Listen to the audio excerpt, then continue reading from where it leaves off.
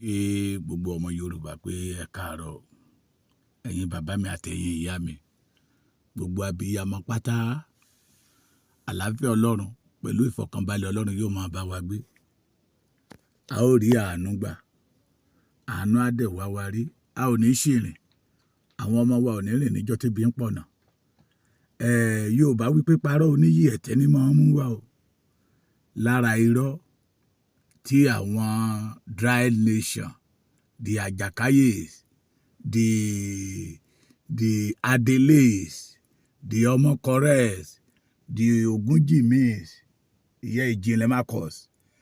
the Ìdúpẹ́ Onitiri nations tí wọ́n sọ wípé àwọn ti ti ilé ìwé pa ìní ọjọ́ 14 ọjọ́ Tuesday lè ní o yes today is 14 nínú oṣù karùn-ún àwọn ọmọ iléèwé lè rí yẹ o tán sá wọlé wọ́n dẹ̀ láwọn ti ti iléèwé pa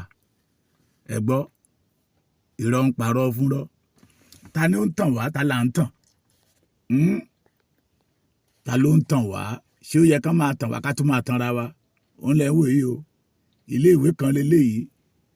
ìní ọjọ́ 14 àwọn Dúpẹ́ Onítìrí láwọn ti Adele wọn ní pé from primary school to the secondary school to the university level àwọn ti ti ilé ìwé pa ẹ gbọ́ àwọn ọmọ lẹ́wọ̀n tó ń sáré wọlé yẹ o tó ń sáré lọ léwe tó ń sáré lọ sí orí assembly yẹ o ẹ̀yin ọmọ Yorùbá lóòótọ́ la wà nínú ìgbèkùn lóòótọ́ la fẹ́ bọ́ lóòótọ́ la fẹ́ orílẹ̀-èdè wa ṣùgbọ́n ẹni tó mọ̀nà ni ẹjẹ́ á tẹ̀lé káyé tẹ̀lé àwọn onírọ́ that they know nothing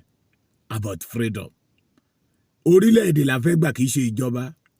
Èkìtì lèmi wà o ìní ọjọ́ 14 nínú oṣù karùn-ún ọdún 2024 ìjọba Adélé ìní ló lé ọjọ́ kan tí ìròyìn yẹn jáde pé àwọn gẹ́gẹ́ bí àwọn ti gba ilẹ̀ wọn tó ti lórílẹ̀-èdè wọn indigenous Yoruba people Democratic Republic of Yoruba dry nation àwọn tí gbogbo ilé ìwé pa àbọ̀ títí ilé ìwé palẹ̀ ń wò yìí o ṣé wọ́n ń tàn wá ni àbáwa là ń tanra wa ṣèbí tẹ̀yìn bá ti mọ̀ pé irọ́ lèèyàn kan pa fóun ó yẹ kó padà lẹ́yìn wọn ni live direct from one of the primary school in Ekiti state lẹ́ ń wò yìí ara ilé ìwé tí ìjọba federation bá lóun ti ilé ìwé pa mo rò pé even though it could be the private one ó máa affect wọn ó máa kàn wọ́n ìkan lẹ̀ ń wò yìí o àwọn kan lẹ̀ ń wò yìí ẹ̀yẹ jẹ́ àparọ́ tanra wa ẹ̀yọ ọmọ Yorùbá ẹ padà lẹ́yìn irọ́ àti ìgbà orílẹ̀-èdè wa àṣẹmúra àti ìgbà ni àdúrà tẹ́ ẹ mọ̀ gbà àwọn bàbá Akíntóyè àtolóyè Ṣífṣédègbò àtàwọn bàbá àtàwọn ìyá tó wà nínú YSDM tó wà nínú Yorùbá World Media àtàwọn ẹgbẹ́ kọ̀ọ̀kan tó kù under the leadership of Yorùbá self-determination movement pé kọ́lọ́run kó ràn wọ́n lọ́wọ́ kọ́lọ́run kó kún wọn fọwọ́ kọ́lọ́run kó fi agbára kó agbára wọn ká gba orílẹ̀-èdè wa omi ìnira 2022 ìnira náà kó bá wa wọn gbà nǹkan kan o ẹ̀yin ọmọ Yorùbá ẹja jí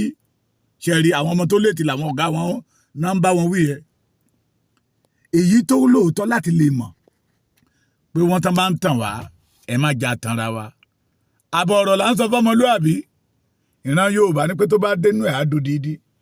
mo fi ìyọ́nú Ọlọ́run bẹ̀yìn ẹ̀yin ará mo fi ìyọ́nú Ọlọ́run bẹ̀yìn ojú àṣà ìríbi wọ́n ní tàwòdì ó rọ̀ràn ẹjọ́ torí Ọlọ́run this is one of the primary school in Ekiti state ẹ padà lẹ́yìn Dúpẹ́ Onítìrí know nothing about freedom èmi àti ẹ̀yin ẹ wá ọ̀ràn míyàn 30 naira iye gẹ́gẹ́gẹ́ ló máa ràn wá lọ́wọ́ láti tètè ní orílẹ̀-èdè wa Ọlọ́run yóò fún wa ṣe mo kí yín láìkan sí pé ojúmọ́ aláyọ̀ ló mọ́ yín lénìí God bless you.